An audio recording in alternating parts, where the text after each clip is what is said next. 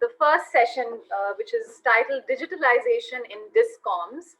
And I'm going to take the privilege of introducing our chair and moderator and all our speakers very quickly and in brief. And then I'm going to hand it over to our moderator and chair, Dr. Richard Schomburg. So let me take the privilege first of introducing Dr. Schomburg, who is IEC Ambassador and Chairman, IEC Smart Energy Systems Committee. He's also the recipient of the IEC 2011 Lord Kelvin Award. He's designed multi-million euros complex systems for critical operations. And we all know we've seen Mr. Schomburg several times at all editions of the India Smart Grid Week as well. So a very, very warm welcome to you.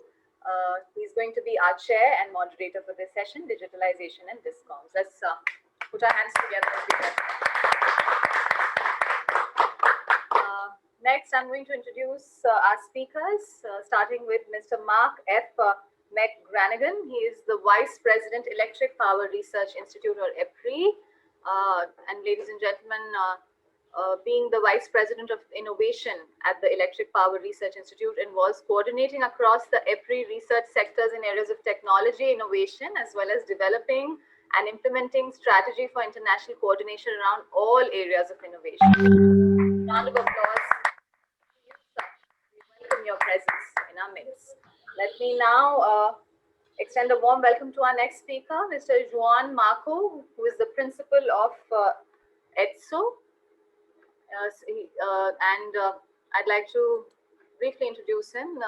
He enrolled in ETSO, seconded by IDE as Senior Technical Advisor, and in May 2018, and became Principal Director in November 2019. He provides support in all technical and industrial aspects of ETSO, representation and project development in smart grids related technologies. Warm welcome to you, Mr. Marco. Let me now move forward and invite and introduce our next speaker, who is Shri N. Denu, who is the MD of MD India and Head of South Asia region with Hitachi ABB Power Grids. Ladies and gentlemen, a big round of applause for him. He's been Managing Director of India since December 2019 and Head of the South Asia region since January 2016. And in fact, he joined ABB Power Grids in 1995 and accumulated over 25 years of experience across business units in the company. Warm welcome once again, Shri Venu. Let me now go on to introducing and inviting our next speaker. You've met him, Mr. Ajay Kaul is going to be joining us. He heads the States and Local Government India business for Amazon Internet Services Private Limited, and he's an accomplished leader who comes armed with more than 2 decades of multifaceted experience in the IT industry, and we heard from him during the inaugural session as well. A warm welcome once again to you, sir.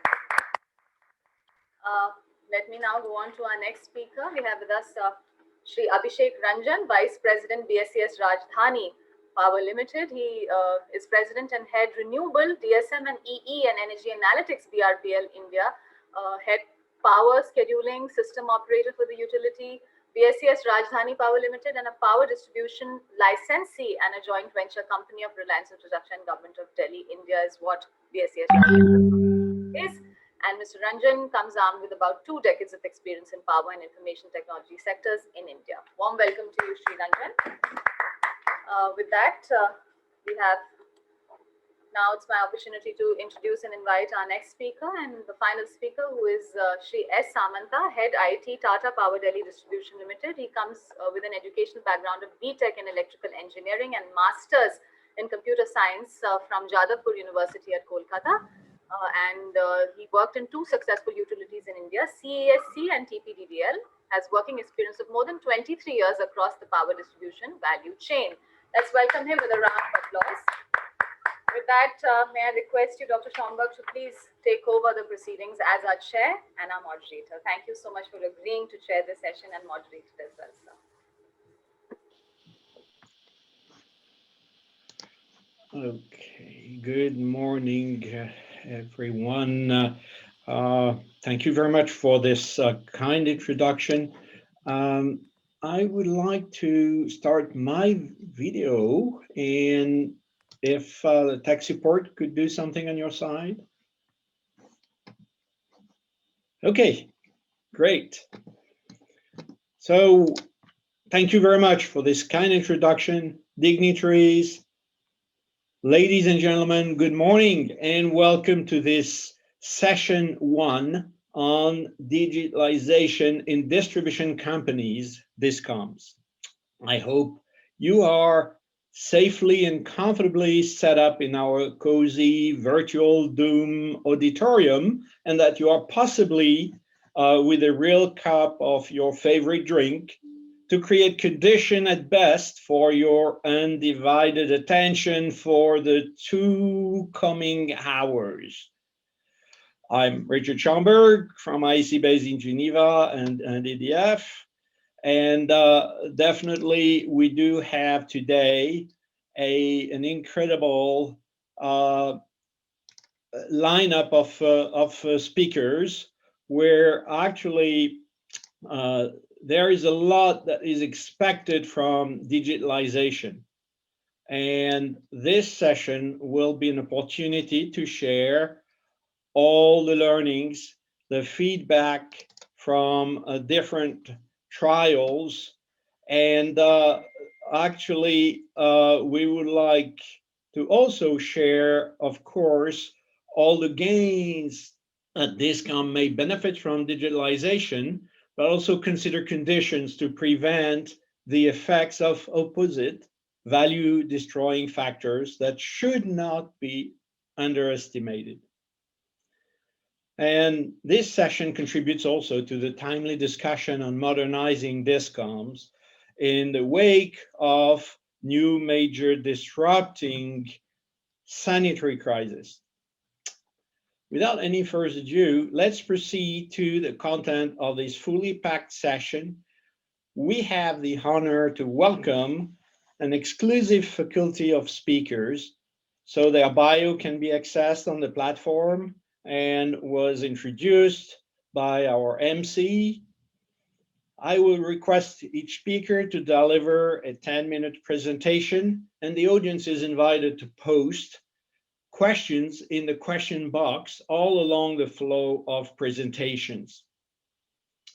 And the available remaining time at the end of the 2 hours will be used to address as many as possible questions that you have posted. I would like to invite now Mark McGranahan, Vice President of the Electric Power Research Institute, and of course, everybody knows him, is very highly respected all around the world. And I'm eager to listen carefully and even drink what he will be willing to share with us. Mark, the floor is yours. So before Mr. McGranahan takes over, may I request all the speakers of this session to kindly keep their cameras on. I would request cameras have to be on and mics off, except the one who's addressing us. Mr. McGranahan is all yours. Okay, great. So I'll just check with Richard and Rena. Can you hear me okay? Yes, perfectly. Okay, great. So thank you very much for this invitation to participate. I've been wanting to make it actually to this conference for many years, and EPRI representatives have been there, but it's great to be able to participate virtually this year. And I think the topic of digitalization in distribution companies is particularly appropriate because it cuts across all of the challenges that we have in distribution companies. I think most people may be familiar with the Electric Power Research Institute, EPRI. We work with electric utilities and distribution companies from around the world. And digitalization cuts across our research activities with all those distribution companies. And I'll try to get into a few of those priorities here today. We like to talk about the 3 Ds that are impacting the energy system in general and distribution systems in particular, decarbonization, from a resource perspective, decentralization, where those resources are and connecting them with the overall energy systems and digitalization, which is our topic today. So I think it's one of the key challenges that we're facing. It is the enabler of what we call the integrated grid. It's what makes it possible. It's if we are going to talk about developing a grid that really integrates the customer distributed resources, the management of the distribution system and connection through to markets and the transmission system. It's going to take a much more digital system. We need a communication infrastructure to support that. And it includes applications that allow us to operate and manage the grid much more efficiently as well, like artificial intelligence and augmented reality. So it's a very exciting time, and let's look at some of the places where digitalization is really key to success. And I think from a decarbonization perspective, it starts with our next generation energy resources. And as we hit a point where solar and wind are really the economic choices for our electricity, even if we need batteries to firm up those resources, it's still the economics is proving to be the winning choice for new resources. So integrating these higher and higher levels of solar and wind and energy storage with the grid requires a significant digitalization effort. And that integration is really all about providing the flexibility that's required as we integrate more renewables, providing ramping, providing frequency regulation, providing fast reserves and capacity. And so being able to identify these flexibility resources and integrate them with both the planning and operations of the grid is our key challenge for the next decade. So it's a very exciting time, but a lot of challenges in making that flexibility work. Part of that challenge is being able to get those flexibility resources from everywhere in the grid, from customers, from responsive loads, from electric vehicle charging, from energy storage connected at all levels of the grid, from the bulk system all the way down to individual residential homes, maybe from the electric vehicles themselves as we talk more and more about vehicle to grid applications, but being able to use all of the flexibility resources that are available to us to achieve the integration of renewables as part of our strategy.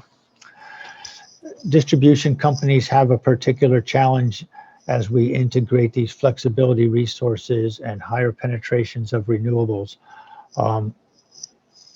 We need to be able to plan the grid with these resources. If we can't model these next generation resources, including all of these flexibility resources, then we're not going to make the investments to achieve them. So planning is critical. And then we need to have the operating systems, the distributed energy resource management systems, the distribution management systems to make this integrated grid work. So, and this requires a fully digital infrastructure underpinning both the planning and operations with this shared integrated grid concept.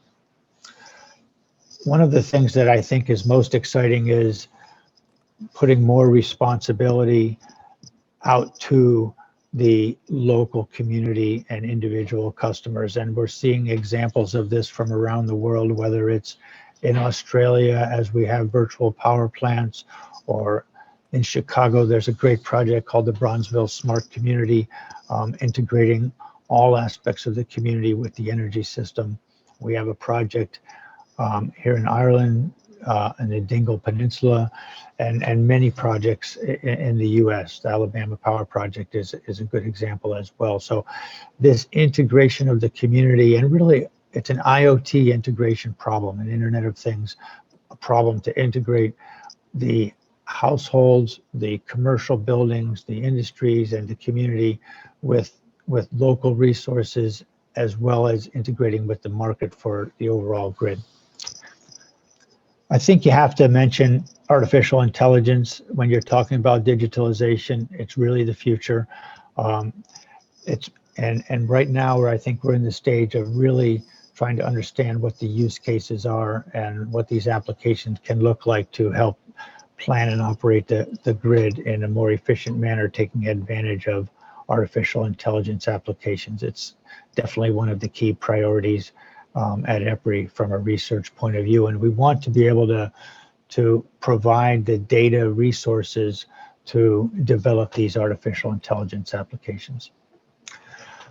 So to wrap up my introduction, I think that it starts with the challenge of the vision of where you're going and developing a roadmap for achieving that vision. And we've helped numerous utilities work on this roadmap concept, and by sharing these roadmaps around the world, we can kind of work towards a common vision that involves reliability and resiliency, the technologies that are going to be required to achieve this integrated grid, and how we're going to integrate those technologies. So it's a very exciting time.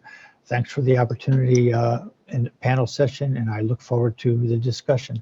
Thank you very much, Richard. Thank you, Mark. And this was really very clear, very comprehensive staging for the purpose of this session. And you made it. You see, the master word is integration. Integration to make available all the resources, whether it's generation, consumption, flexibility resources, but also, and that's a bit the new trend, integration of the communities. And this is very exciting. This is actually opening a realm of listening that has never been envisioned up to now. And also, I share with you the excitement of what artificial intelligence can bring to all of this. And of course, all of this is now made dreamable because of the digitalization and the advancements of ICT technology. Thank you very much, Mark. And now let's welcome Juan Marco from the ETSO organization, which is a very dynamic and powerful club of utilities in Europe. And I'm sure you will actually bring and shed more light on the fundamentals that Mark has just introduced. Juan, the floor is yours. Hello, how are you guys? I don't seem to be able to start the video because the host has stopped. Maybe somebody can help me out. In the meantime, I'll introduce myself and a little bit about EDSO. We are a small club of big companies. We only have 40 members, but our members are worldwide and represent close to 70% of the European customers. Let me see if I can share my screen. So our companies, our members are very well known for innovation, digitalization, and I'm really happy to be here and share this time with you. I'm getting used to being Mark's sidekick. It seems that I follow him around, especially around Brussels events, And if he highlighted the word integration of the systems of customers of renewables, I would like to bring up the word efficiency. I'm not going to get into the integration of the systems and how renewables are, because he did a wonderful job. I just want to bring up how excited DSOs are to get into this digital era. For us, it's quite simple. In the past, we used to work manually, sending crews, doing everything on paper. And at the present, we're able to have an increased visibility on the grid. We are able to use data from sensors to identify where the fault is, get faster, make remote operations using active or ADMS systems. With SCADA, we have close to real-time capacities to maneuver the grid. So the grid or the operations that we do are not the same that we did 10 years ago, and definitely are not the same that we're going to do in 10 years. In the future, we'll be able to see active system management to integrate clean energy, to make sure that we operate the capacity of the network, transformers and cables to the maximum potential, not having to respect regulatory given rights of those systems, so we can actually play around, make it more efficient and cheaper for everybody.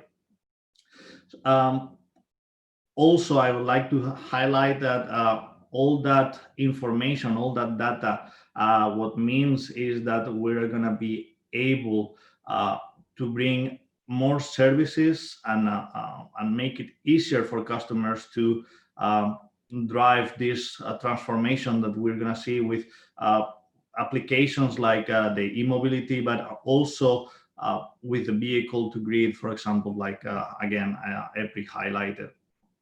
And all this efficiency translates to better quality of supply and to a reduced expending and increase capex. So the system overall will be cheaper, and it will make it easier for everybody to get involved and to become active. What are the benefits and challenges? The challenges are quite easy to identify. We are regulated companies, so we have to follow the rules. So we need to make sure that we move in a flexible manner, in an agile manner, and that we are not set in the old ways. The benefits, as I said, are in maintenance, network extensions, and especially in the quality of supply of customers. Not only with electricity, but also with better customer information, communications, billing, being able to go to a paperless relationship with the customer, being able to go into a paperless way of working using computers and using cell phones for the crews, being able to identify where they are and which crew is closer to the fault or the problem. The key for all this digital challenge for me, it's quite easy to identify. It's the deployment of smart meters. Before we were in a culture of plug and forget. Now we're able to see what's going on. Even at low voltage, we can easily identify what customers are, for example, having a voltage issue. We're even able to use the breakers in the smart meters to stop issues like non-payment. So we are now we have now the capacity to understand everything that's going on and to be able to react as fast as possible. And we have better planning. We have reduced time for blackouts. We can even wait if there's a fault and reshape the way the flow works in the network to have cheaper repairing of the network. So I think that it's key that we understand that smart meters and data are going to transform everything, giving us like the benefit to make the right choices. And what are we going to do with that data? I think that it's extremely important to understand that the old ways won't open new doors, and that we need to retrain, reskill, or hire new employees, or develop new skills within our companies. Challenges that like the active system management, the operation of digital tools, the risk that this digital world has with cybersecurity, and how we plan the grid, taking into account that it's not a linear electricity flow anymore. It's extremely important, and we need to move from electrical workers to IT operators. We need to make sure that we're one step ahead of hackers. We need to be able to not only manage congestion, but prevent it with data science. And I will take the opportunity to present EDI, which is the Educational for Digitalization of Energy project. We are 16 partners out of 10 countries across Europe. This is an Erasmus Plus project of the European Commission, where we are analyzing what skills are needed in the energy sector, not only electricity, also gas, IT, and we are trying to bring training centers, universities closer to industries to make sure we shape the skills of the future for our sector, and make it more appealing to those really bright students that we can find. And I think I'll leave it here and make sure that we have time for questions in the future. Thank you. Thank you very much, Juan Marco, and thank you very much as you've been extending actually the vision highlighted by Mark, with those dimension of what is it for the DSOs themselves, and of course key objective are always reducing the cost and increasing the efficiency, maximizing the quality for the benefit of the consumer. And of course, also keywords came from your presentation are integrate and make active there. And definitely you started to highlight a very important aspect, which is the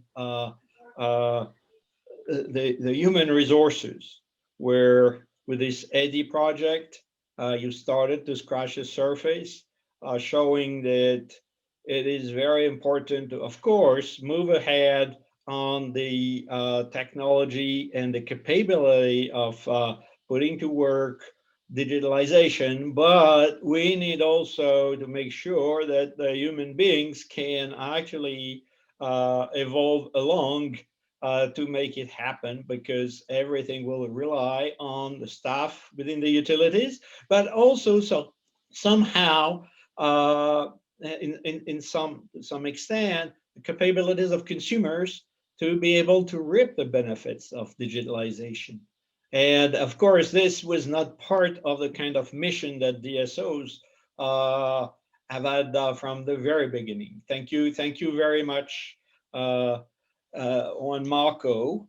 And now we're gonna shift gears with the viewpoint of the solution providers, and we will welcome Envenue, who is a managing director at Hitachi ABB, and one of the big names. That's really a big name in the world of solutions around the world. So Envenue, you're very welcome to offer your perspective. Before Mr. Venu takes over, Dr. Chambag, if I may just advise the attendees of our conference who are using the platform to make sure that they can send in their questions using the Q&A/poll button. It's a pink button on the top of their screens on the platform. Please use that, attendees, and send in your questions, which will be made available to the moderator. Thank you very much. Over to you, Srilen. Thank you, Richard. And could host switch on the video, please?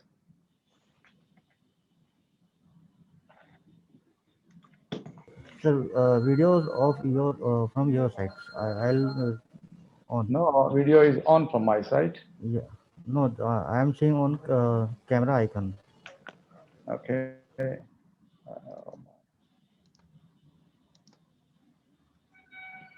Okay, so I'm not able to fix this. Sir, is your camera on? Is your camera on? I would request you to start your camera, sir. Sri Venu. But anyhow, if the camera is not working, we can see the slides, I think, and you sound loud and clear.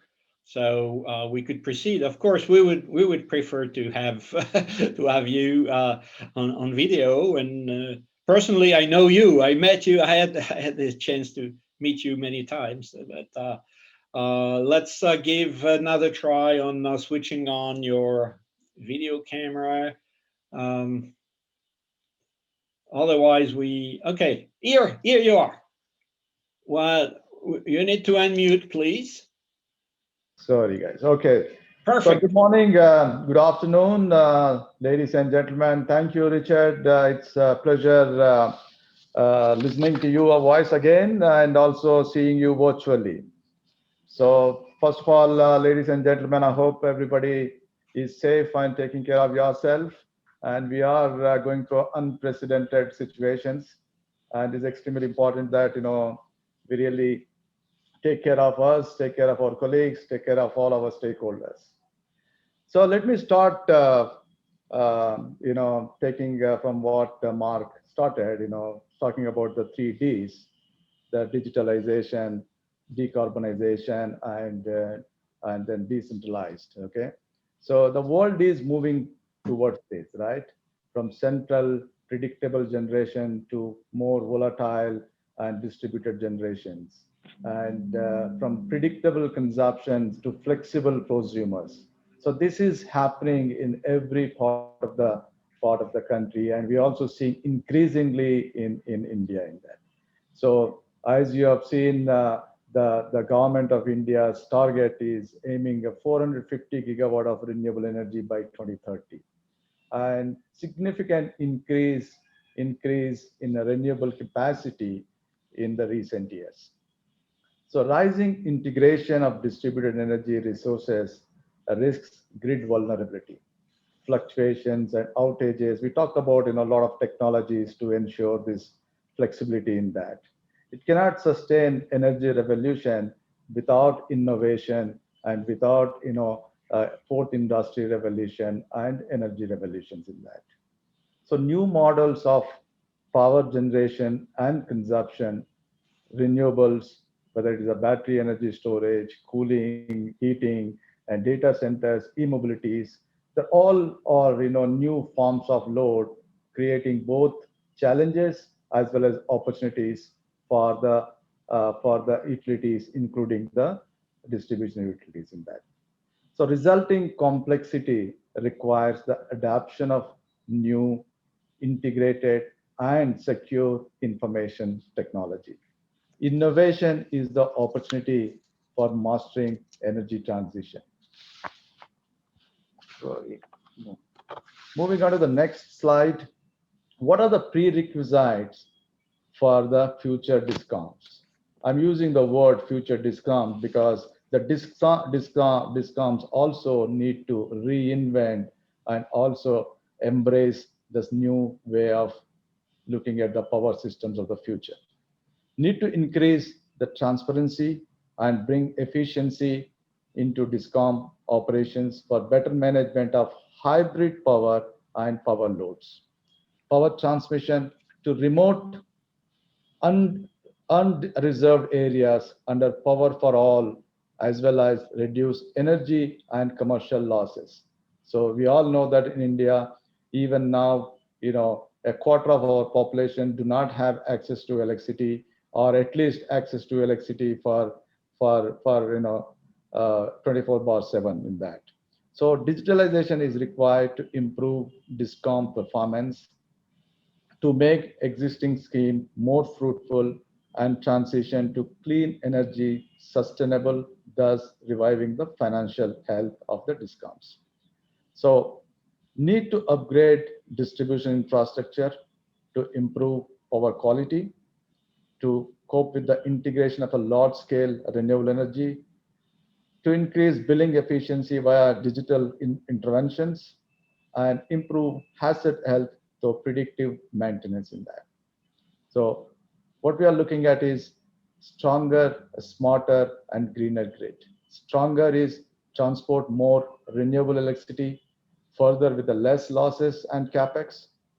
And give you another example on the smarter side, safer and faster installation, readily recognizable, reconfigured and upgraded, assets that predict when they fail for a fewer outages and optimized workforce, and looking forward to the greener grid, lowering the T&D losses, lowering the CO2 carbon footprint, and support the integration of the renewables into the grid in that. So digitalization can make DISCOMs stronger, smarter, and greener part of the grids. So how does digitalization in DISCOMs work? It works in delivering the detailed asset performance data for a real-time insights. Digitally enabled equipment, whether the transformer, the GIS, the switchgear, with a new age instrument transformer, make available real-time digital data for IoT applications, enabling remote grid data collection and predictive asset management. Network solutions ensure automatic fault localization, isolation, restoration, allowing quick resupply of power in the event of outage.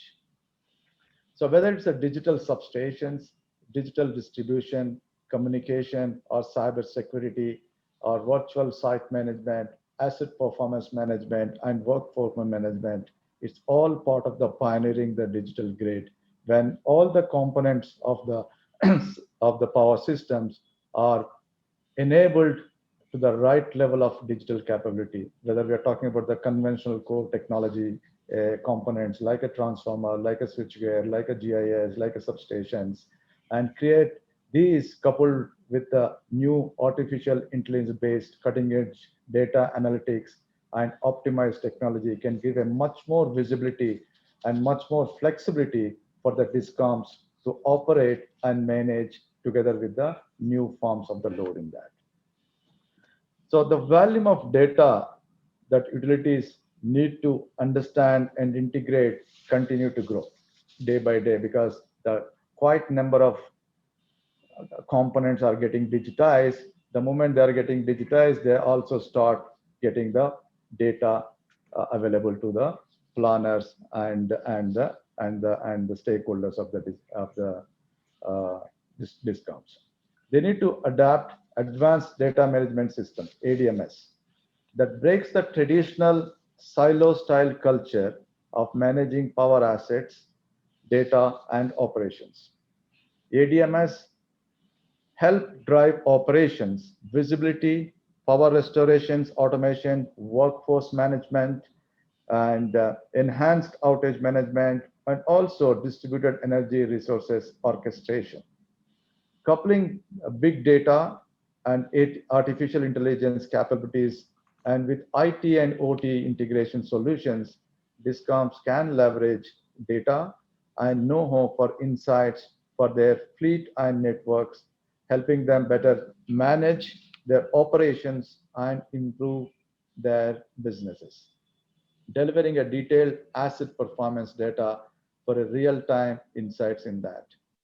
As you can see in the slide, you can have alerts set into that saying that this based on the historical data and based on the information that the particular asset can possibly failure in 4 weeks due to power deteriorations. So these are going to be the order of the day for the utilities and the DISCOMs to manage better their assets in the interest of the 3 R's, that is reliability, resilience, and robust power systems of the future.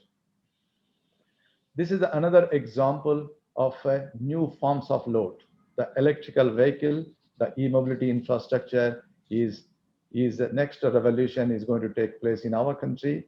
And this is also by virtue of the semiconductors, it can cause a lot of pollution to the grid or a lot of imbalance to the grid. It's important that how we take care of both the new forms of the load as well as ensuring the grid reliability and stability in that. The ability e-mobility infrastructure management solutions allow charging station management, demand and load forecasting, route planning, and energy management. I'm just happy to share with you today we have signed a MOU with IIT Madras, one of the leading institutions of this country, together with Ashok Leland, one of the largest bus manufacturer, and with using our flash charging technology, we want to run the bus in IIT Madras campus. So this flash charge technology will enable the bus to charge in less than 20 seconds. While the passengers are getting in or getting out of this bus, the bus can charge. Under these, technological innovations, the DISCOMs also need to adjust and also better prepared for managing the future of the loads in a more stable, secure, and safety side in that. To sum up, is my last slide. And this is one of the ways Hitachi ABB Power Grids is powering the future of sustainable energy. The synergy between Hitachi, more than 100-year legacy, Hitachi brings in, and Power Grids, ABB Power Grids, more than 130 years of legacy, together will drive innovation for smart cities, cleaner transportation, and 24/7 reliable power, quality power for all. The future is digital. Advanced digital technologies based on machine learning, big data, hybrid cloud management, and cybersecurity, IT and OT integration are helping utilities around the world. Not only utilities, industry, infrastructure, and transport companies world over by increasing their efficiency, increasing their optimization, and bringing down the cost of the ownership. While energy consumption in India has doubled since the turn of the century, we at the Hitachi Power Grid believe that electricity will form the future of electricity will form the backbone for future energy networks. Access to reliable power lies greatly in the efficiency of our distribution network.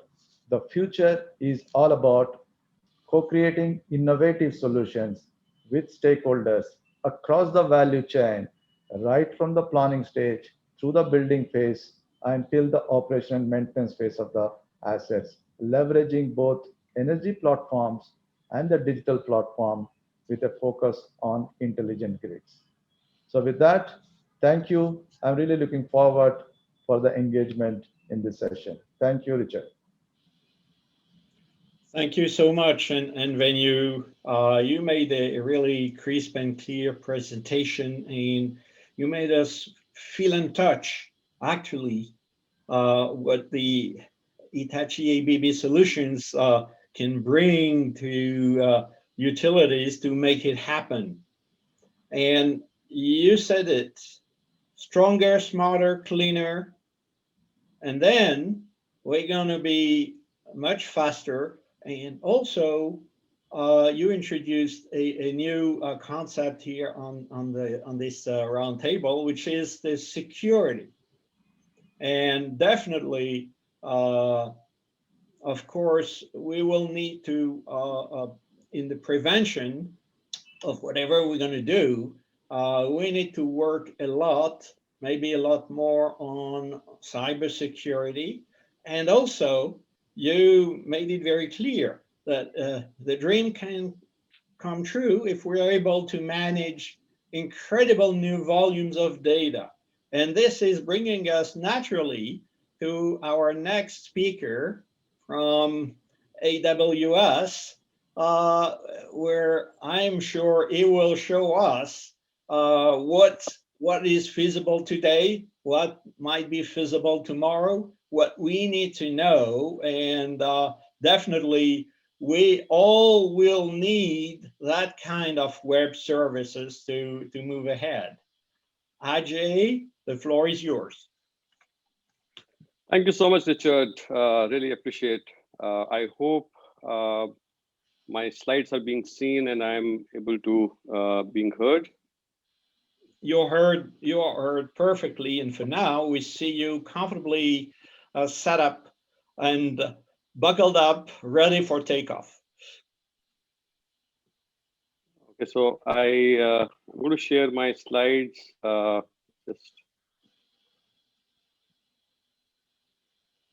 Okay, so I hope my slides are visible now. Perfect. All right, so good afternoon once again, and really appreciate all the efforts that are being done today in this distribution utility meet, putting together the whole community and sharing about all that has been done so far. First of all, I would like to again begin by thanking and congratulating all our power warriors, for ensuring that all through the difficult times, all through the lockdowns, our power sector had worked relentlessly to ensure uninterrupted power supplies. It helped all the hospitals and health centers to be powered, all our children to be continuing to get educated online, all of us being able to connect with each other through various modes. So really appreciate all the efforts that all employees and workers of power utility sector has been able to manage all this while. Moving over to the theme that we have for today, I think for a vast country like India, with such a huge demographic spread and so much of diversity across the country, I think the real litmus test of how good or bad a service is felt only when you move towards tier 3, tier 4, upcountry cities and see how is the performance being seen there. And I would really like to appreciate again the work that has been done in the recent past, because we have really moved from limited power supplies to limited disturbances now. We have moved from outrages to being planned downtimes, and that is what is seen and felt when we move towards the remotest villages of our country today. So kudos to all the work that has gone behind in ensuring that there is enough and lot of electricity being covered across the country. And that was the theme that we had some time ago.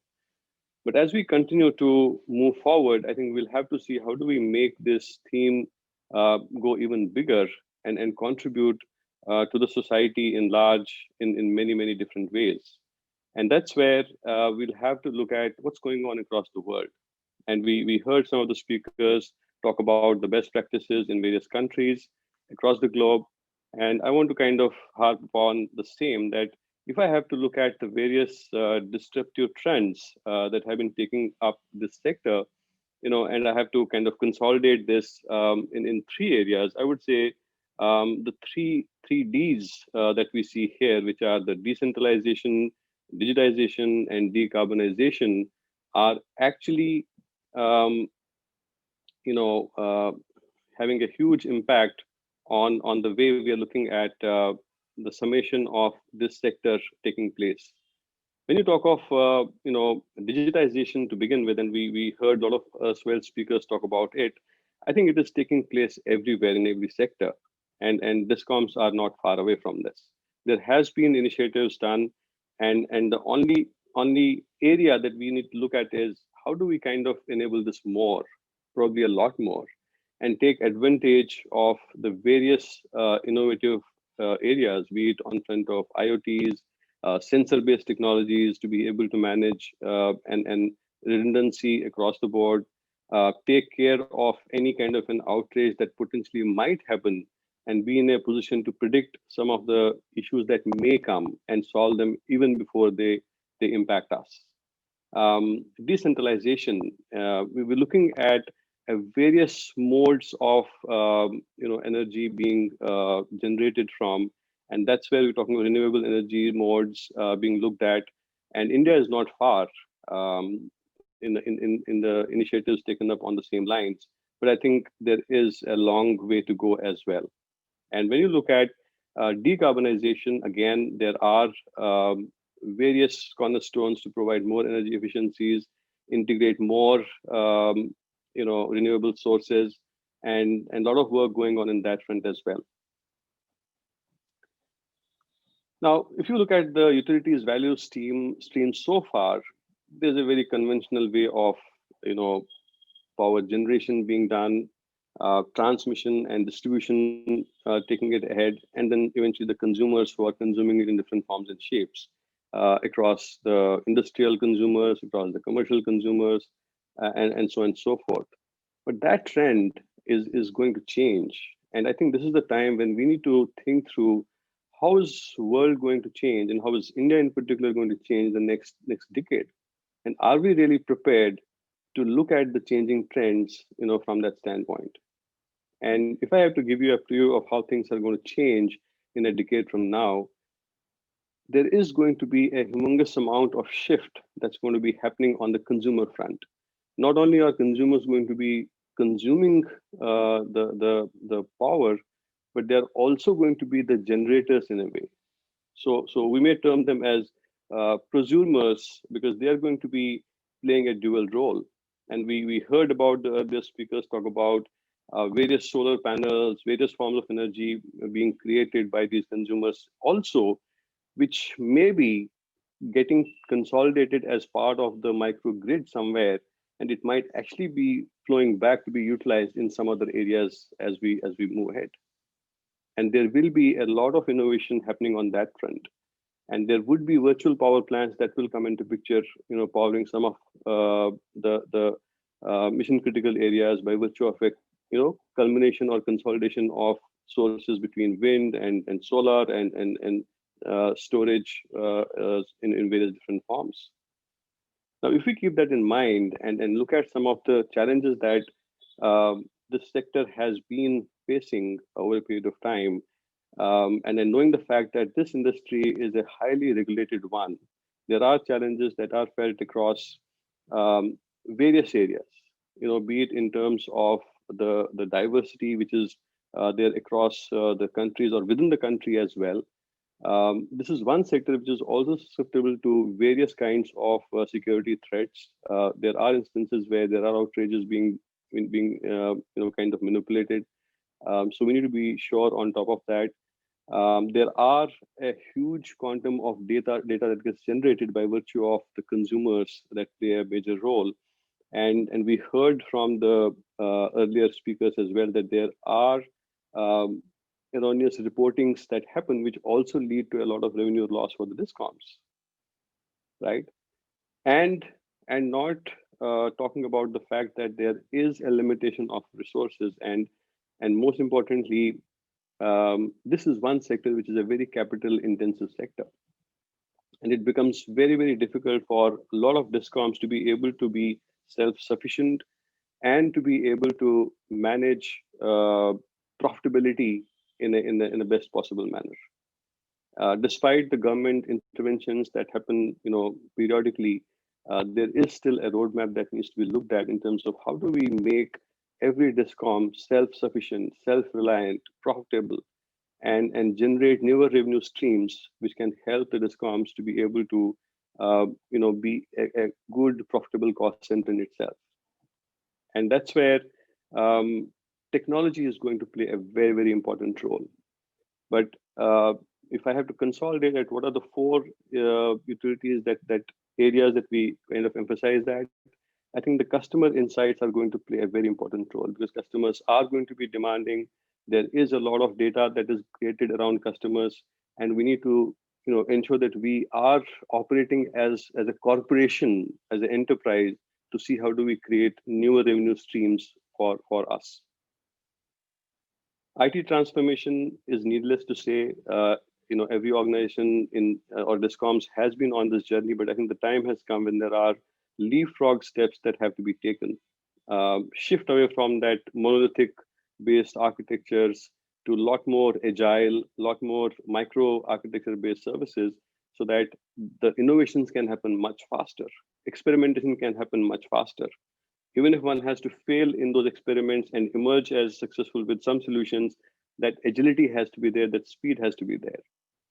Not to speak of the operational expertise that needs to come into picture, because there are leakages that happen over a period of time. And as much as possible, if one prevents those leakages and makes the overall operational excellence, by virtue and intervention of a lot more technology, I think that will play a key role in making a corporation which is a lot more efficient and effective in the execution. And last but not the least, the work and asset value management needs to go to the next level. The physical existing workloads have to really shift towards a lot more automated workloads. The value chain has to go up. So these are the 4 areas where there is a lot of emphasis in the utilities today. And this is where not only IT, but cloud as a whole is enabling transformation in a very, very big way. Whether it is creating various digital channels, because today we would have seen that as part of the lockdown, there is no possibility of physically going to the offices, depositing the fees, and so on and so forth. Can I create multiple streams digitally across mobile, across other digital areas, so that I can, if I want to pay, if I have an intent to pay, I can pay. Those are very crucial elements that are going to be helping as we move ahead. Create high performance computing platforms. Like I said, DISCOMs do accumulate a whole lot of unstructured data. How do you make sense of that data? How do you create various assets by virtue of that data? And as a consumer, am I able to know what are my consumption trends? Am I able to derive some kind of intelligence and smartness and do a lot more better when it comes to a better utilization of those resources? There is a need for a core system transformation. There have been initiatives in India that have happened, that have helped, of course, between APDRPs and RAPDRPs in the last few years, and which have successfully moved the needle quite a bit. We heard about artificial learning, artificial intelligence, machine learning in the previous discussions as well. I think a lot more can be done by virtue of using these interventions, and that can be the real change makers as we step into the next few years of DISCOMs. How is AWS helping and preparing customers for the next wave? And as I shared in my earlier slide, I think there is going to be a trend, which you can see from the slide as well, where the distributed energy resources are going to come up in multiple forms and shapes. So there will be a requirement of having a proper management system for us to be able to take advantage of the same. And that is a trend which we see will move ahead very, very fast. And that will also reduce a lot of dependency on areas which are not energy efficient or effective in today's times. And keeping that trend in mind in terms of how do we see the expectancy of this sector in the next 10 years, I think we have to make susceptible changes which are going to be long lasting and resilient to any kind of crisis in future. Moving quickly, I think as part of AWS, the entire IT platform is what can be very, very well covered. And I'm glad to share that one of the largest power DISCOMs in the country is already on this journey, very successfully on this journey. And they have started not only getting the benefits of leveraging all the services that we have to offer, but their costs have actually started coming down. And that is an important factor because, like I said, DISCOM is a very capital intensive kind of a corporation. If the IT resources are moved from an capex based architecture to an opex based architecture, that takes away a lot of load and a lot of budget allocations that have to happen on the IT front. And that's a big mover, when it comes to some of the DISCOMs in the country, which allows them not only to be a lot more agile, to be a lot more, getting services on demand, but also being able to save a lot of costings, which otherwise not only become expensive, but also doesn't allow the corporations to be a lot more innovative.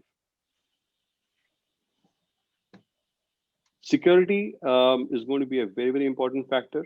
And I would like to just say that we not only cover all the elements of various security parameters that we need to follow from the India standpoint, but also from a global standpoint. And some of the best practices that we follow world over is what gets covered here as well. So net, it's not about just technology. I think I would say this is going to be about partnership. This is going to be about a rewarding partnership between, what is the end of the day outcome that is expected as we move on this journey. How do we leverage the various facets of AWS, various services and features of AWS across this journey? And there are going to be a huge quantum of partners and ISVs who are going to come together, and work as a system integrators as part of this journey and ensure that all these technologies are brought in the best possible manner, in the best feasible manner. So with that, I would like to conclude my session. But once again, I would like to thank all the participants for sharing their views. I'm sure the best days are yet to come, and we wish all the best to everyone on this forum. Thank you. Thank you very much, Ajay. Thank you very much, because you've shown us how this new digital capability that is the cloud will actually boost the value stream of the DSOs. And also, you made a point that this is a highly regulated industry and sector, and there will be new risks to face, but also we need to move along and have the regulators moving along. And this is where I think ISGF is uniquely positioned, you see, as they are a public-private partnership to make happen the kind of gathering as DUM, because we need also the regulators to get in the debate, ask questions, and we need them along the journey so that we can make it happen for the wealth of everyone.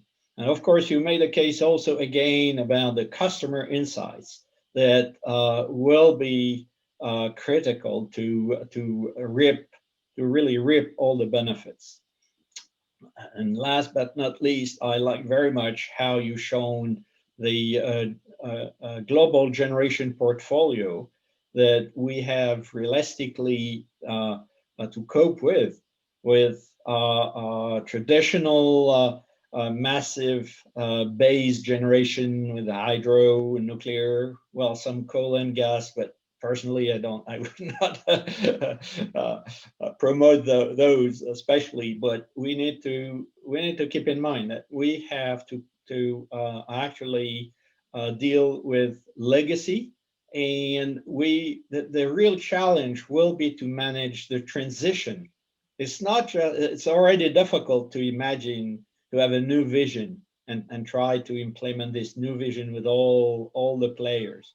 But actually, the real challenge is in succeeding to plan and execute the transition from the current world to a a new and better world. And this will be including all those wind, solar, storage, and VPPs. Fantastic. Thank you so much, Ajay. And of course, now we need to listen to utilities and see what is their perspective, how they look at this, what kind of challenges they might have faced up to now, and what are their expectations. So I would like to welcome Abhishek Ranjan from BSES Rajdhani Power. The floor is yours. Thank you, Richard. So am I audible and visible? You're perfectly audible and visible. Thank you. Hope my screen is visible. It is perfect. Thank you. Good afternoon, everyone, and good morning, depending upon which part of the globe you are in and logged in. And this is the beauty of digital platform wherein anybody from anywhere can join, irrespective of time zone. The previous speakers have spoken about the topic at length, and I'll be continuing from there. Focus area for me is distribution systems and processes. What is the digitalization roadmap for a particular distribution company or a utility, distribution utility? This is what the flow of my next 10 slides would look like. We'll talk about what we are, then the ecosystem of this, then finally after the ecosystem, what are the key initiatives, some of them that we have followed, and what is the road ahead. Now, if you see this Delhi map, the south portion of it is where we serve, almost 50% by the area of capital city of New Delhi, India, and over 2.6 million metered connections that we have. And we constitute about 43% in terms of demand of the total capital city of Delhi. And losses are one of the metrics which is being used for evaluate performance of utilities in India. And we are proud to have a figure of single digit 8.06, that was FY19, and now FY20, which just passed by, we have come very close to 7%, which is under scrutiny of the regulator. Rooftop solar, yes, we are very proud to have distributed energy resources like rooftop solar, 72 megawatt and counting. Overall, Delhi is at 180 megawatt peak. And this forms a very vital portfolio, a part of the portfolio of the renewable energy, which stands at today, last year in July 19, it was about 150 megawatt. But today, as I speak, it is over 250 megawatt. And then in the next 2 years or so, we expect it to grow beyond 1300 megawatt, which would be 29% or 30% of our capacity portfolio. Having said that, if we see the ecosystem, this slide, I've sourced it from Bain Company, so it fascinates me. This is the ecosystem, which is very, very important. Each one of these 6 circles, if you see over here, is very, very important to design your digital roadmap, starting from partnership from think tanks and academic institutions. And I have tried to map what we are trying to do and what we have done so far in the last, say, 3 or 4 years. When we started focusing more on the distributed energy resources, their management, and digital roadmap. The next one is independent third-party developers, which are the automation partners, which help you drive things very, very quickly. So it makes sense to outsource some of the non-core areas so that to quicken and expedite things in place. Startups, they are the agile innovators. We have been partnering with a couple of them in some of the quick data-intensive areas, and it has yielded good results. It is a mutual learning process. We providing the domain expertise, and they are having the technical expertise in terms of data science. So together coming up with innovative products and services. Obviously, the manpower training, capacity building of the existing ones, and also from external hire is very important. Cloud service providers, I was very keenly listening to Mr. Ajay of AWS, is very, very important. So he clearly mentioned that the utilities today are not very conversant or very, in India at least, they are not very sure about whether to use clouds in terms of security, cyber threat, etc., etc. But the players like, say, for example, Amazon Web Services and similar reputed players in the globe possibly, like for example, another is Oracle, for example. So these are the reputed players with Indian presence and compliance of the Indian federal regulations or act, basically.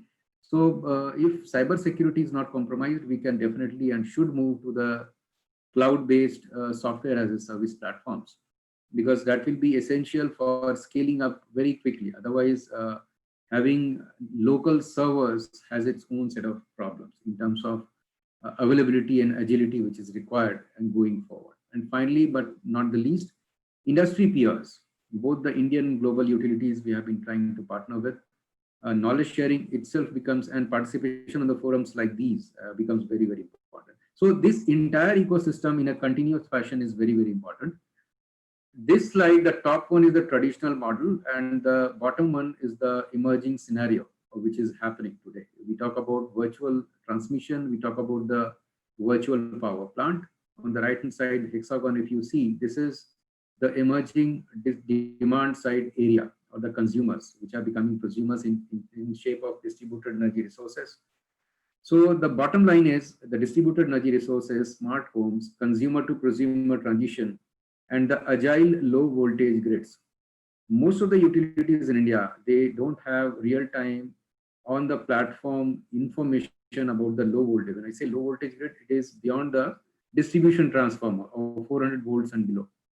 That is the major portion of our entire distribution network, which is not visible in real time.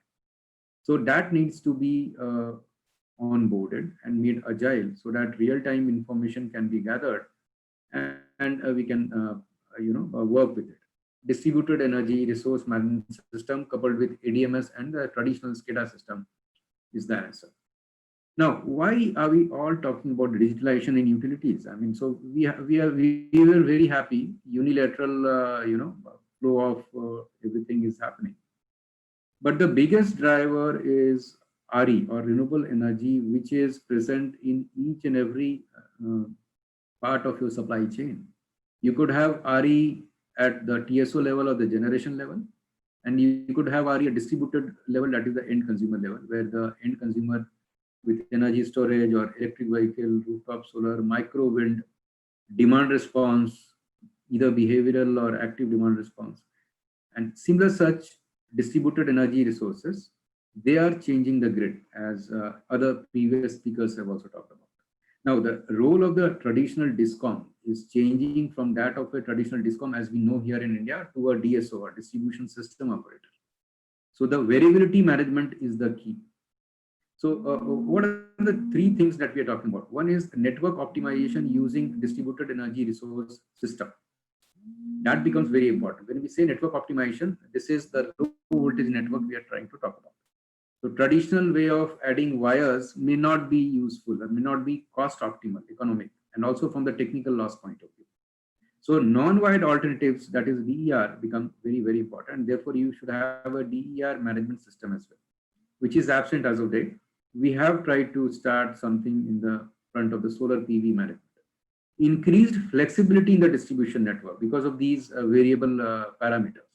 So RE integration and flexibility, I believe that they are two sides of the same coin. Without flexibility, RE integration can not happen very successfully. And finally, the data part. So data, utility are increasingly becoming data companies, and data has to be, as told by the previous presenters also, has to be optimally utilized, and in real time decision has to be made very quickly. So decision science becomes very, very important. And if you see the different distribution functions, these are the major broad functions which utilities perform not only in India but across the globe. And if we go through each of these points, we'll find out that data plays a very important role in this. And now all of these are interrelated very closely. A, because renewable energy integration, which is in itself intermittent variable, is playing an increasing role in the entire system operation. B, democratization of electric sector is happening. So the entire system planning or operation, asset deployment and its predictive maintenance, etc., customer engagement, data and data stewardship, as is being told over here, and the market management, very important thing. All of them are becoming vertically integrated, and data is the underlying integration factor. So digitalization starts from the existing functions. So these functions have to be digitalized, and legacy systems onboarding is very, very important. We can't replace the legacy system overnight. So that is the one of the challenges and the opportunity, wherein the legacy system, say for example, SCADA, how can we take it forward in the agile digital format, or maybe the way we have been knowing smart meter with an HES and an MDM? Are we saying that the smart meters can be made, the existing meters can be made smart, and they can bypass so-called traditional way of how we have been managing them, HES and MDM? So all these interventions and are coming in at a very, very fast pace, and the cloud is playing a very, very important role. And last but not least, this is a continuous process. Now, in the next 3 or 4 slides, I'll mention some of the key initiatives we have undertaken. One of the very important thing that we have said at the predictive maintenance of the assets, using satellite services or the drone-based services is very, very important, and that too on platforms like this one. You can see is one of our partners. VSense is the platform wherein we are using that, and it has proved to be a very, very useful platform, not only in predictive asset maintenance, but also accurate mapping of the asset, which is creation of the digital twin.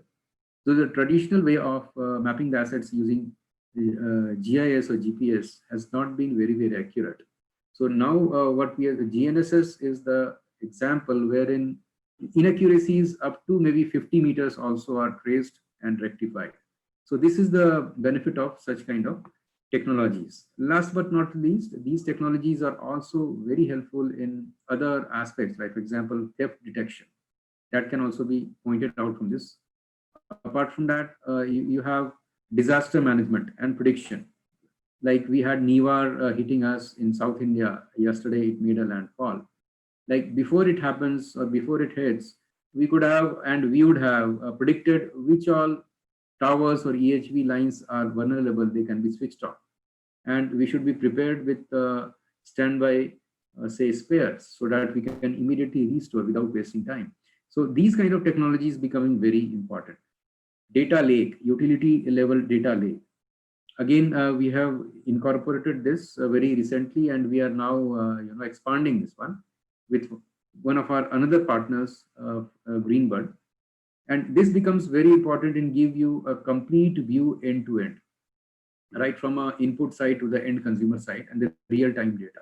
So once the data is here, analytics platforms can sit over here and give us answers to our various questions. And the final one which I'm showing today is LV side. How do you make the LV side more agile and real-time online? This is another partnership with Vinios, a European partner, wherein we are doing this in one of our low voltage network. And I have tried to show you how it looks like on the real ground. And then on the left hand side, you have that asset map, GIS based asset map, and the real-time performance. If you see those curves over there, they are giving you real-time performance indications, and also thresholds can be set to set up the algorithms. So this gives you a control over the low voltage network and ensuring trouble-free power supply with appropriate voltage levels, reactive power or DC content, power quality insurance on an automated basis. What is the end result? End result is very less inconvenience to the consumers, adherence to the service level as defined by the regulators. And third is the power quality remains of utmost importance.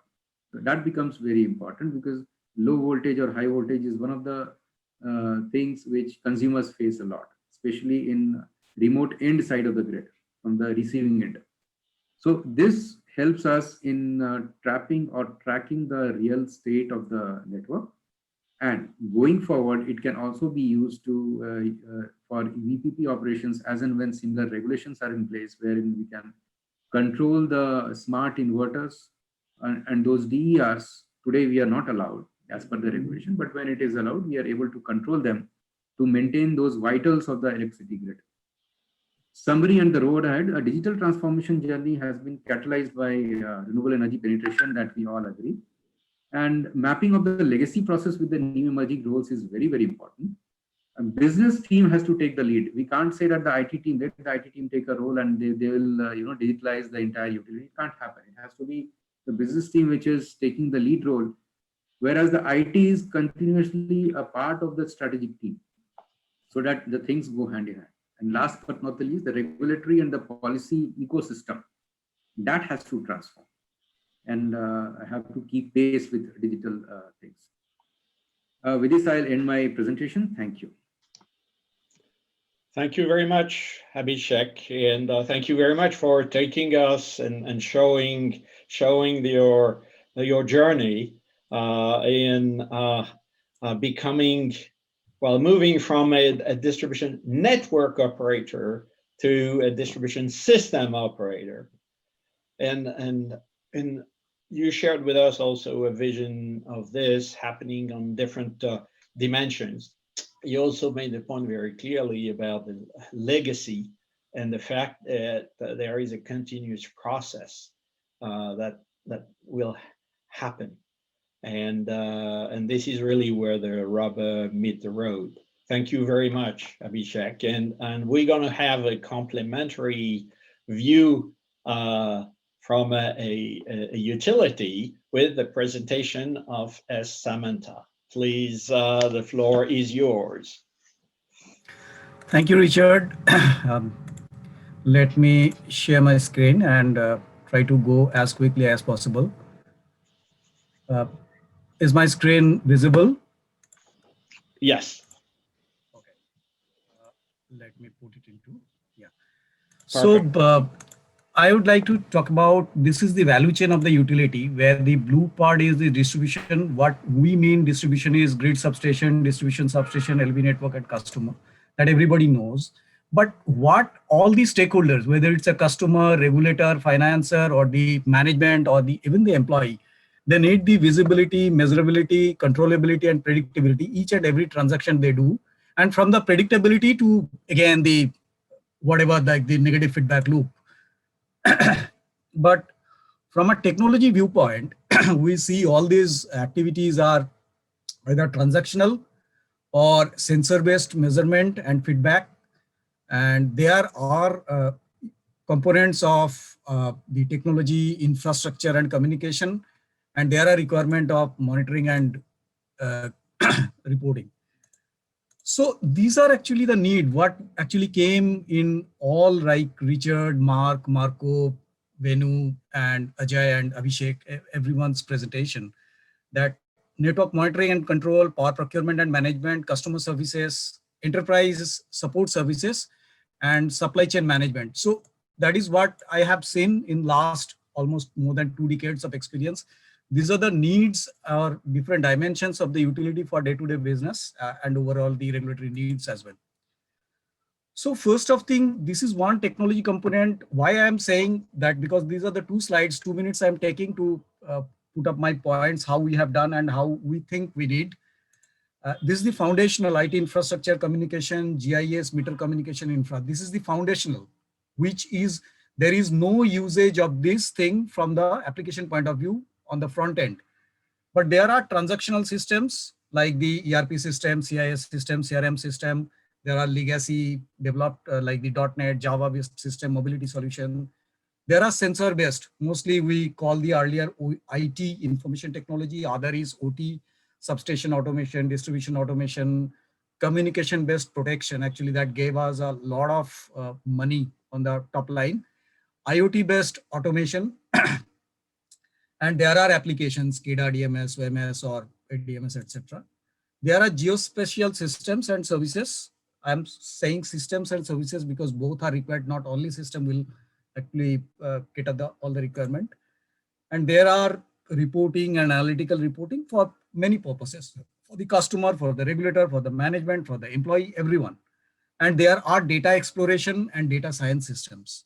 But you know that when actually we need to integrate all the systems to meet different requirements. Now I'm coming into how we have, when actually we start deploying, then we understood after deploying all the things, how proactively we can understand. So we have created a index called Digitalization Index.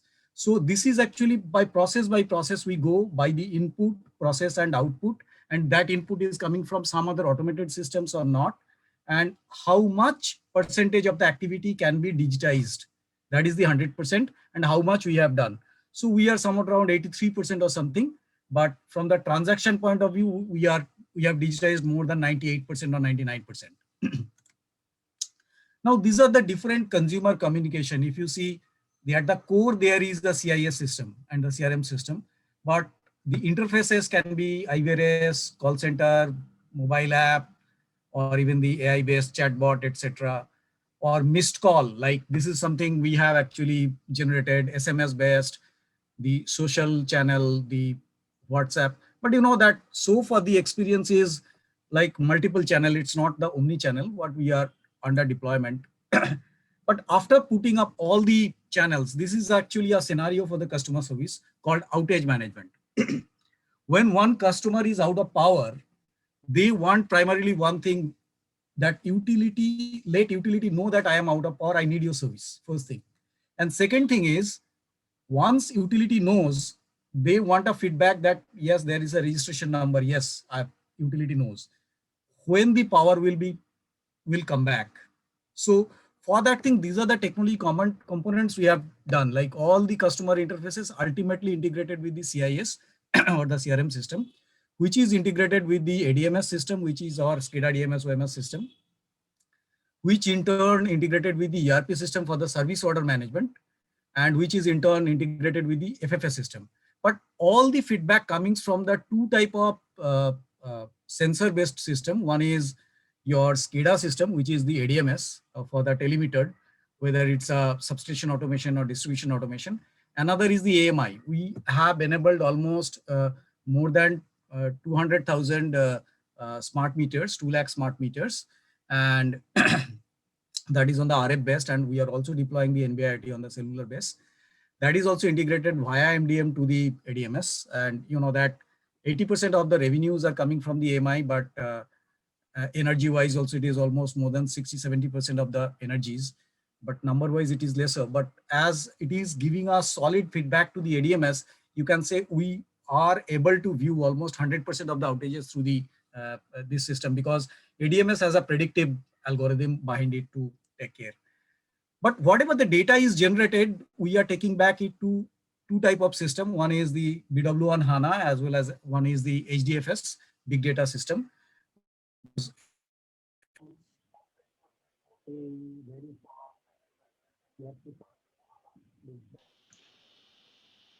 exploration and data science for that thing is actually to the on the HDFS.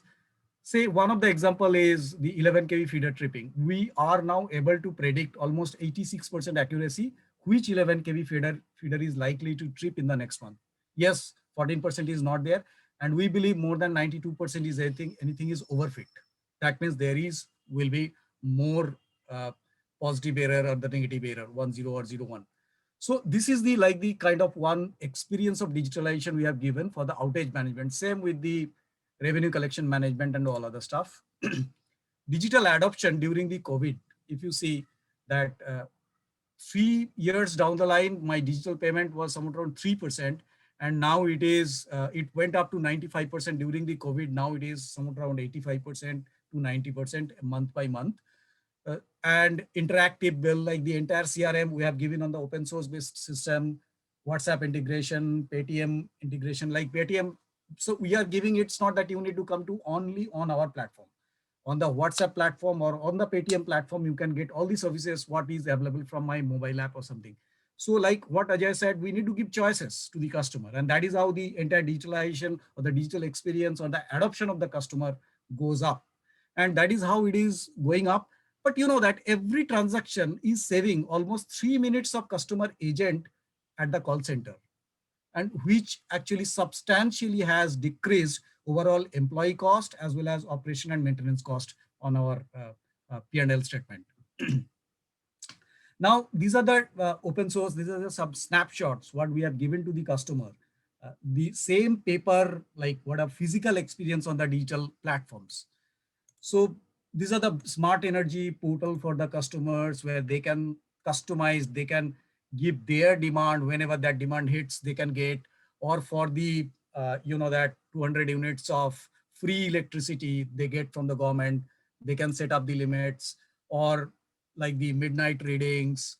This is very much valuable for the high-end customers and the TOD customers, and unbilled consumption, like if they want to get, and there are different type of needs of the customer we have given, and continuously hits are getting increased. So we are also getting encouraged by the adoption by the customer, because for whomever we are creating, that is yielding result. But definitely it's not that whatever we have given on the first shot, it got, no. We get the feedback, we do analysis, and we create something. I take the feedback and we do analysis and create something. In this way we do. So, to sustain the smart meter, we have created dashboard, self-service dashboard, and accordingly we have improved. And in this way, actually, by adopting technology for the employee, for the business associates, for the customer, for the management, everywhere, even to sustain the entire technology journey, we have actually started the application testing. Like whatever application we are creating, that massive digitalization has happened. Now to sustain that, every change we do, we need to ensure that the earlier whatever we have created, that is at the same time correct. Or from the cybersecurity point of view, nothing is compromised. So we have increased our application testing capability as well. So how we can make the business more intelligent? We have more than 100 KPIs and management dashboards with the devices. We have created a lot of predictive use cases. Like I say, that last point was the predictability. What is happening? Which customer is likely to be checked for energy theft? Which customer is going to default his monthly dues of this month?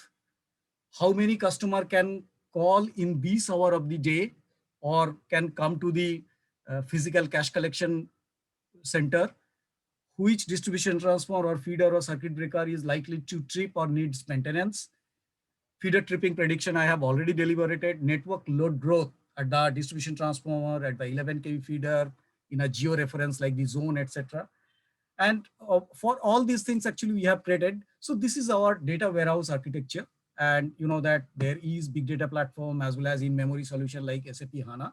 And there are, we have like definitely different type of layers like data exploration, who like there are 13, 14 guys who are highly qualified on the data science. And there are almost 14 hardcore developers on the Python or R or the HDFS or Hive who work on that. So we had tried to create our own capability to create, and definitely whatever we are creating, we are giving it to other Tata Power group companies so that overall Tata Power profitability goes high, as well as customer engagement and all other stuff. And we have integrated with all the transactional system in this journey. Now we are exploring on omni-channel, like this is under deployment, omni-channel for customers, and that is the Cisco system we are deploying for integration all customer needs.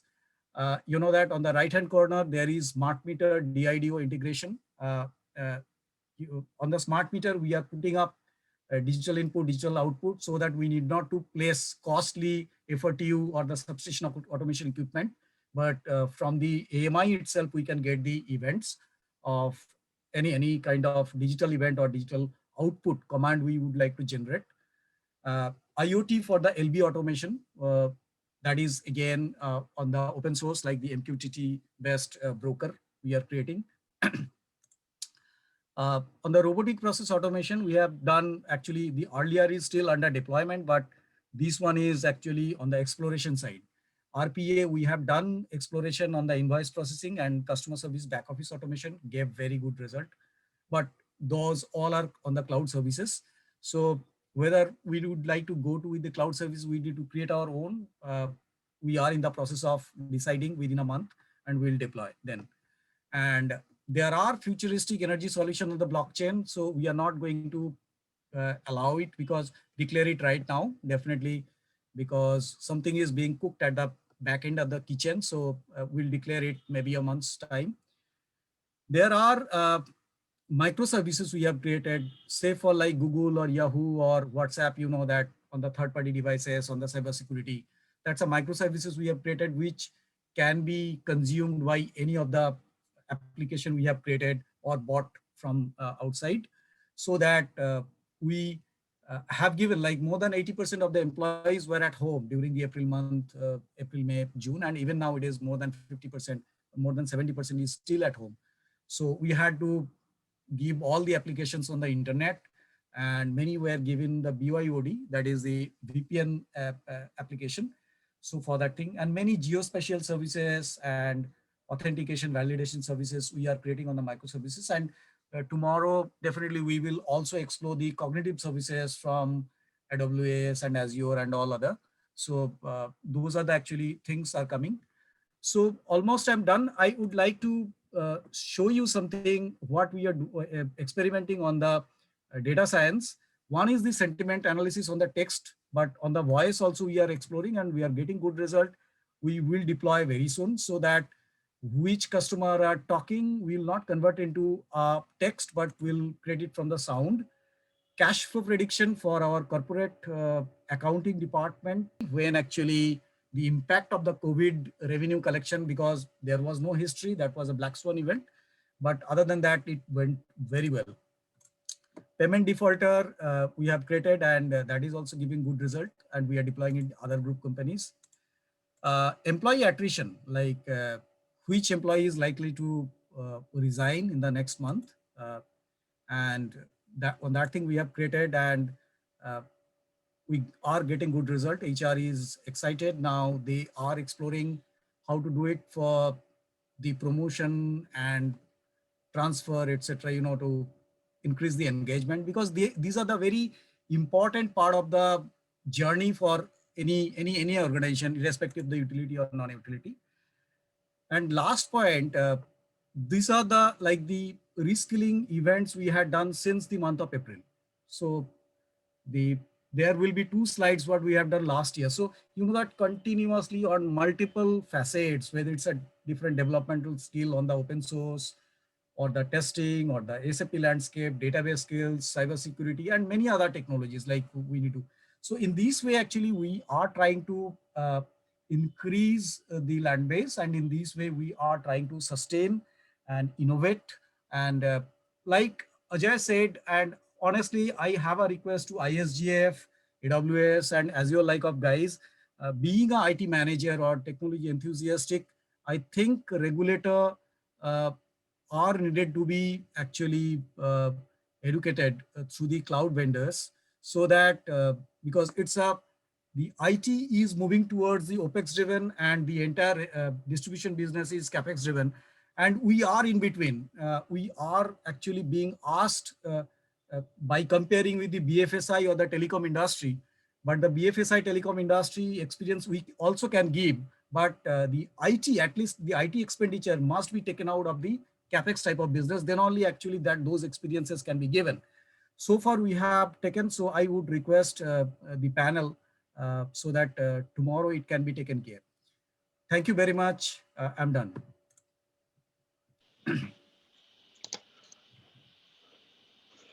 Thank you very much for this incredible innovative journey that you shared with us. And this is actually very complimentary with the presentation from Abhishek. And at this point in time, actually, we are running a bit short of time for our 2-hour session. So I would like to have the 2 videos proposed by the utilities to be run right now to make sure we see them. So I'm asking tech support to launch the videos, please. Thank you very much, Dr. Schomburg. So, ladies and gentlemen, the host utilities have their videos that we must see.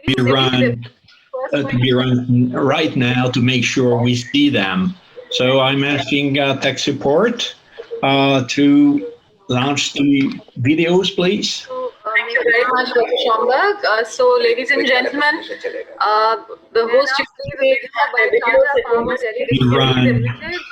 be run right now to make sure we see them.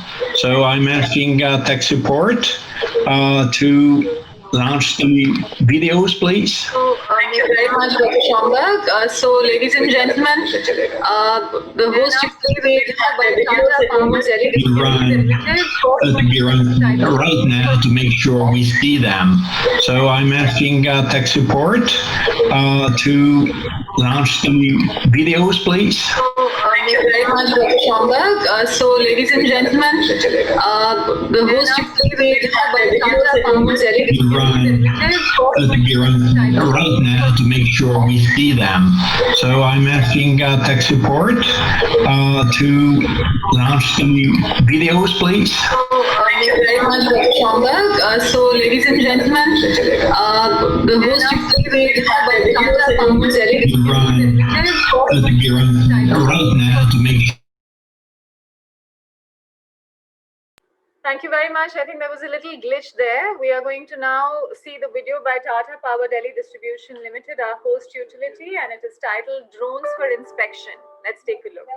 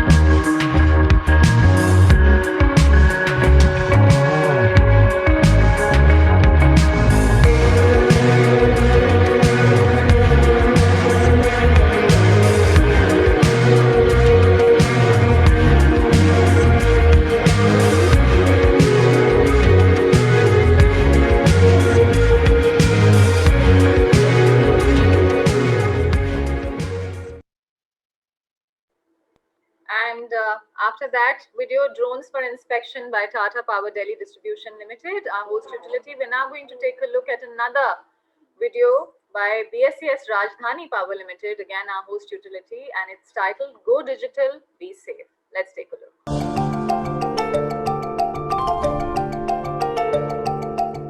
BSES empowers customers to pay bills, register complaints and requests, apply for a new connection, and much more from the safety and comfort of their homes. For this, it has deployed several digital self-service touchpoints, such as the BSES website, mobile app, WhatsApp, email, call center, and SMS.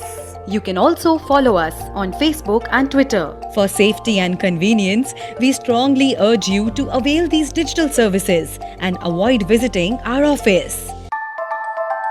However, if you still need to physically visit the customer help desk or the CHD, you will need to book an online appointment to ensure lesser waiting time and safety. And the process is very simple. Visit the BSES website or open the app, click on CHD appointment, then click OK. Please note that this service is not for getting a new connection. Submit your CA number and your mobile number. Select the desired appointment date, the service required, the desired time slot, and then save and submit. Your appointment details will be displayed on your screen. And you will also get a confirmation SMS on your phone. Show this SMS when you visit our office. BSES urges you to always wear a mask, sanitize your hands regularly, and maintain social distancing.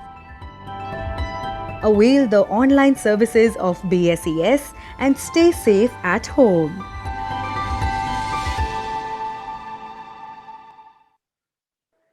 And now, with that, we have arrived at the Q&A session for this session, ladies and gentlemen. So I'm going to request the session coordinator to put up that slide which has questions from the attendees, and I'm going to hand it over back to Dr. Schomburg to please take it over.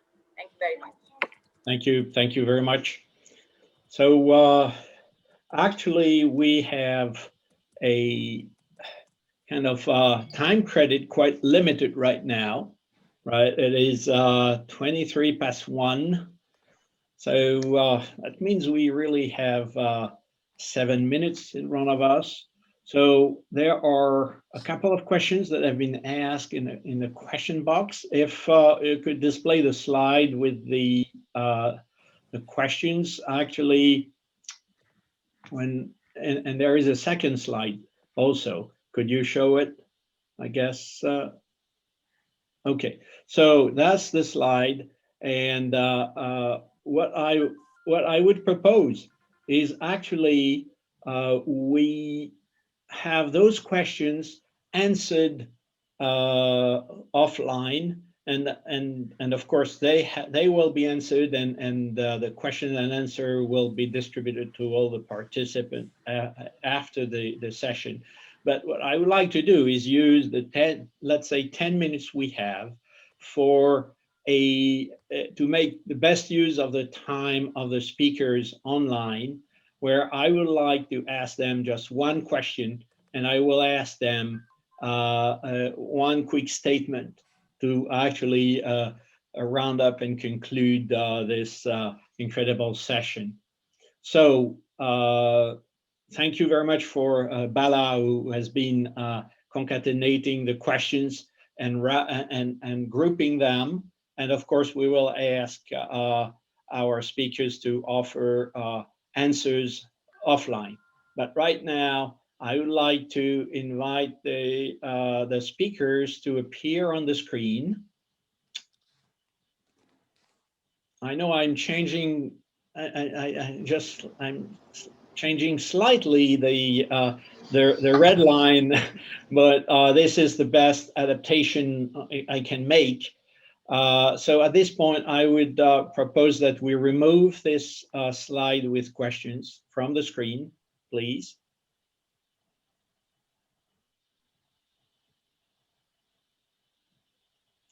So while tech support, the MC can manage this, I will immediately ask the question.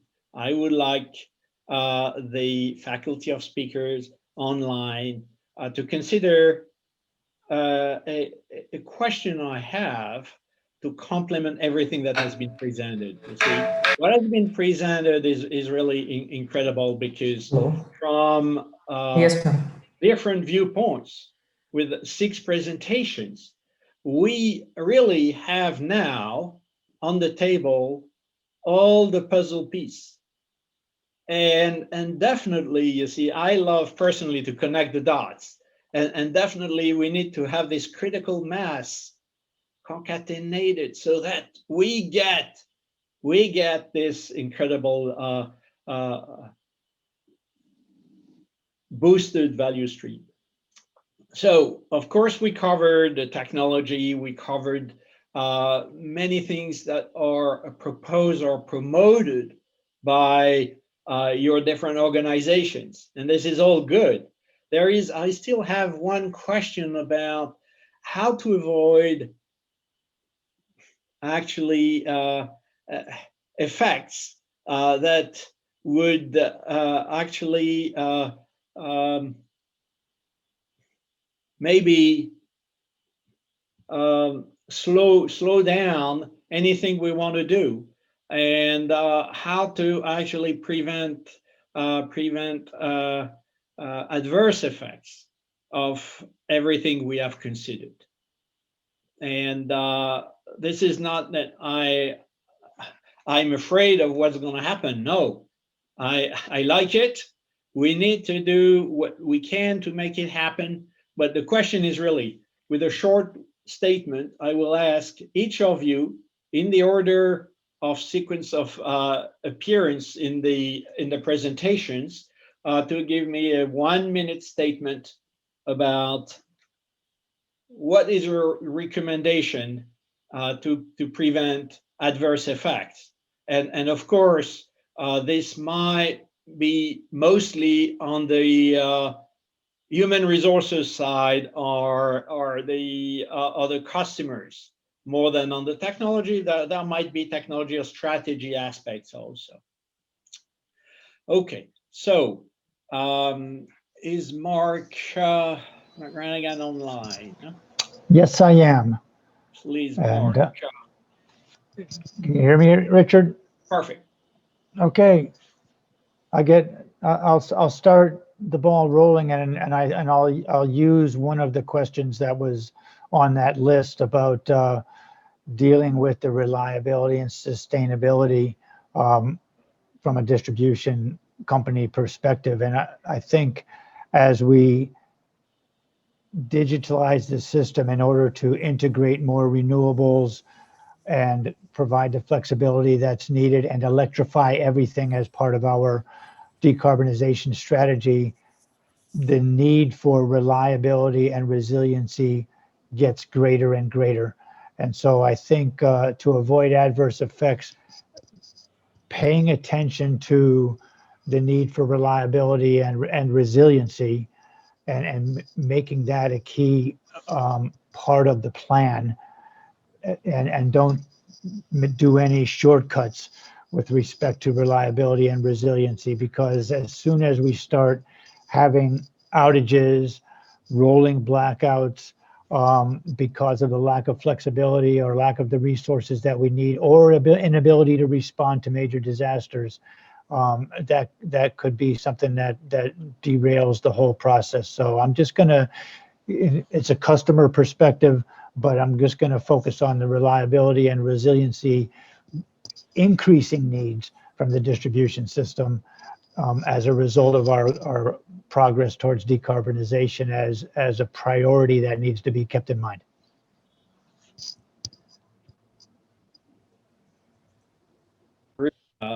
Advice. We're definitely, of course, we are all excited. We might want to push and get moving quickly, but Mark is absolutely right. No shortcut. No shortcut, because we would all pay the high price if anything happened there. Fantastic. Thank you. Thank you very much for your wiseness, Mark. So I'd like to ask on Marco a piece of advice.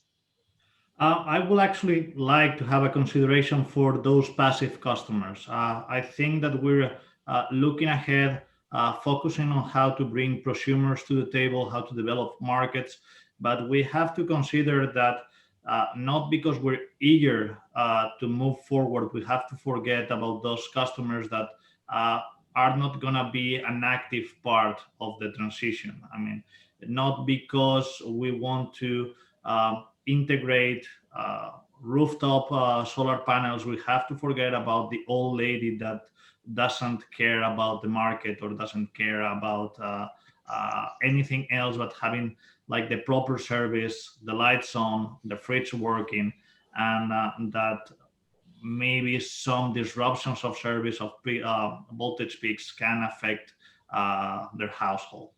So I will actually think that we do not only have to care about those prosumers, those new prosumers, but actually take care of every single one that's connected to our grids. Excellent. That's very, very important. You're right. We cannot make people happy despite themselves. They have to be part of the journey. And if we had to organize again this session, I guess one presentation from consumers would make sense, actually, adding this viewpoint. Thank you very much. And I'd like to ask Envenu is a piece of advice. Yeah, thank you, Richard. My view is electricity will form the backbone for future energy networks, and it is primarily driven by the electrification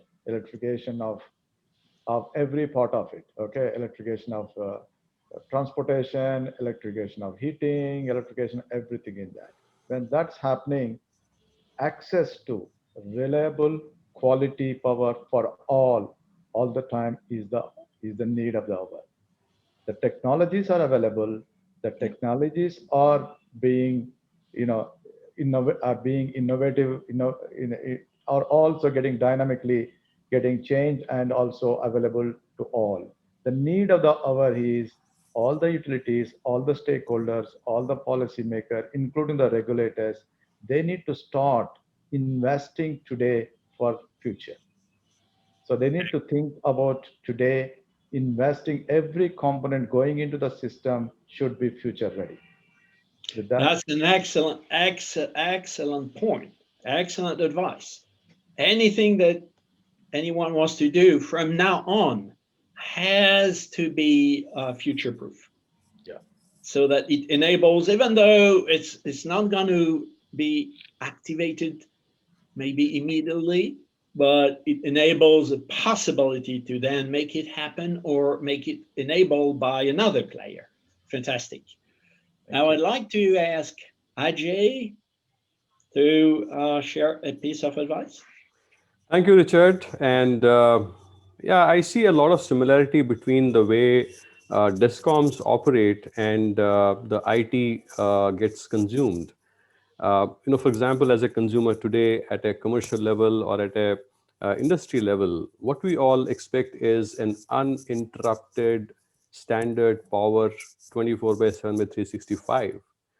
Where it gets generated, how it gets transported, how discoms manage all the peak loads and crisis scenario, I don't even care, right? Likewise, when we look at IT as a consumed model by discoms, I don't know whether this is a best practice which has been utilized by some of the discoms, which have in terms of how do you manage the compute, how do you manage your network, how do you manage your security around all of the IT initiatives that you have. My submission would be you have your expertise on distribution and transmission of power across various sectors in the best possible manners. Please stay focused on that. We are the people who drive a lot of expertise in giving you the various flavors and various scales of IT with whole lot of agility, whole lot of security, whole lot of regulatory compliances being met on a click of a button. So rest be assured, you are in safe hands. Let you play the key role that you do for ensuring our lives are safe and enabled to the next level. And like that, we ensure that you get uninterrupted and the best of the breed innovative IT services across the board. Thank you.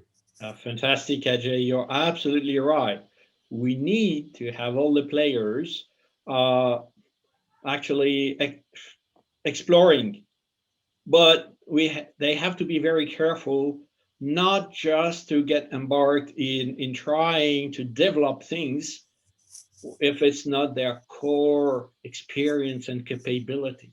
And this is where they need to keep open to what's going on around, to what are the capabilities of the other stakeholders and players to actually assess, but rely on them. And this is only by the strength of that kind of union that the kind of journey we looked at can happen. Fantastic. Now, I'd like to have the piece of advice from the utilities first, Abhishek. Yeah, thank you, Richard. Hope I am audible.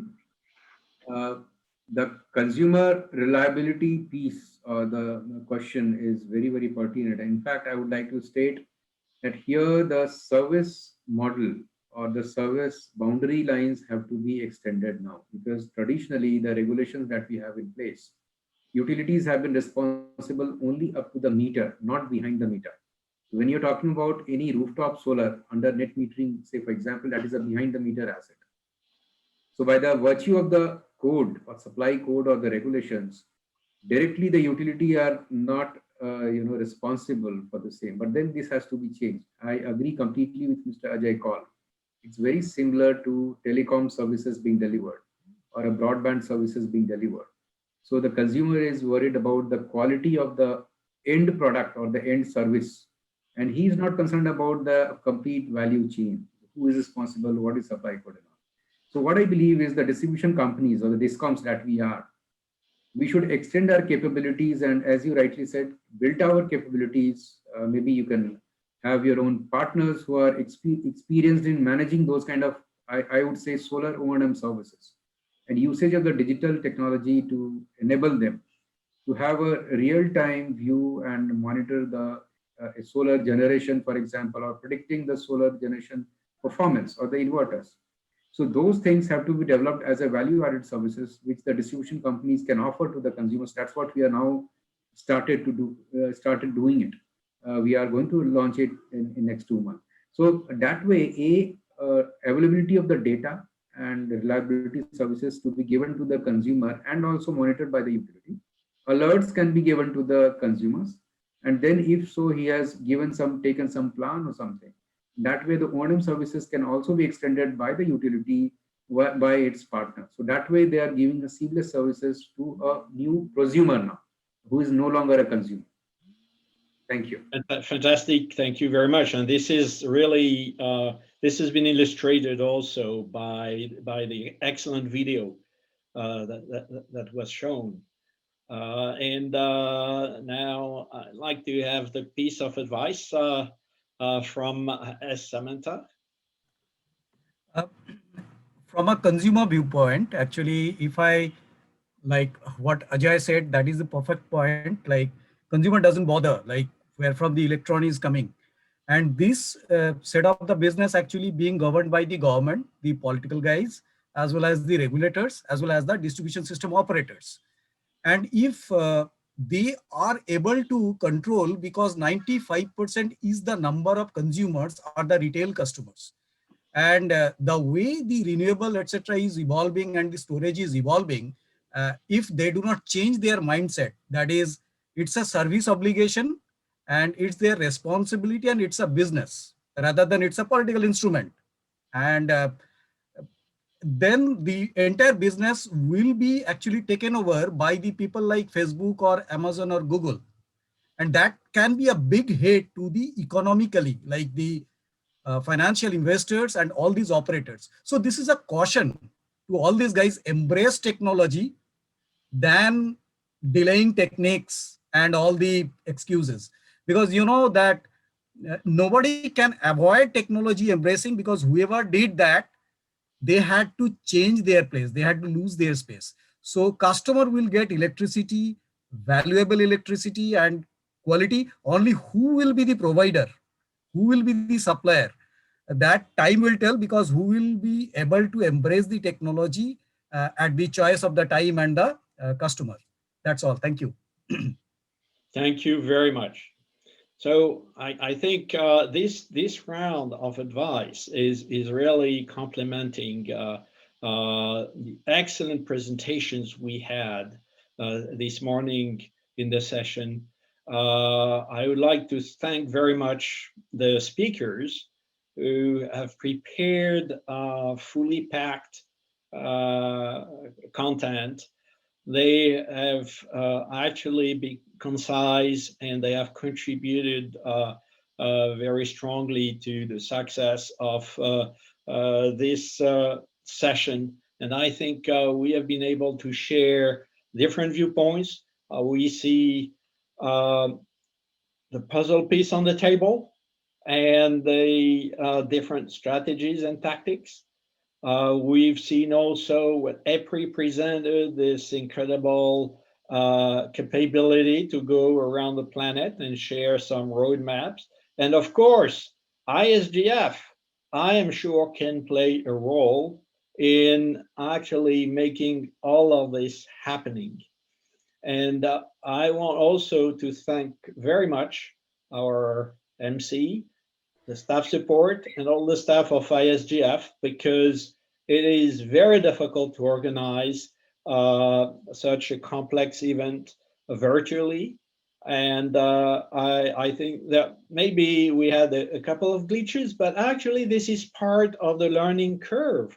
And this is really this is a contribution actually to digitalizing our environment and ecosystem. So I'm very happy of what we've done this morning, and I'm extremely thankful to all of you. Thank you very much, and this will conclude the session. Thank you very much, Dr. Schomburg, for steering this session so wonderfully, as always. Thank you so much once again, and to the esteemed panelists as well.